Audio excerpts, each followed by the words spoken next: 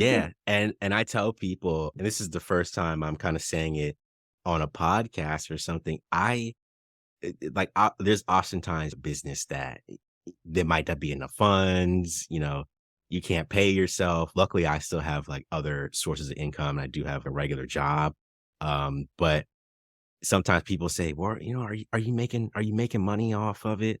I'm like, "This month was okay, we made the money back. I'm a little somewhere. I'm not at 0, but, we're not closing up shop anytime soon."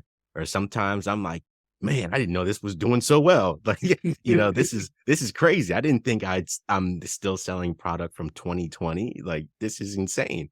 And I think sometimes like, my childish brain I'm just too stubborn to say no. I'm too stubborn to stop, and it kinda is what has kept me going all this time. Because, like I said, there was times that I had ordered all this stuff and no one bought it for a long time. Like, I'm like, "What am I doing?" I did all this time designing and telling this story, and I was like, "Well, let me figure out what was wrong and then go back to the drawing board." And there was times where I had, I sold it all and people are like, "When are you gonna make more stuff?" I'm like, "I don't know. I don't really have a schedule." And kinda that, tying back to, the comics and the characters, like that perseverance, like you couldn't stop, Spider-Man when he lost the powers, like when Superman didn't have the red sun, didn't stop him from being a hero. He still was who he was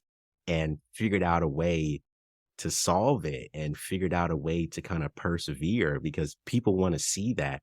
And you also want to feel that too. And here I am, like 7 years later. And like I said, sometimes my brain just won't say, "Hey, man, maybe this ain't for you."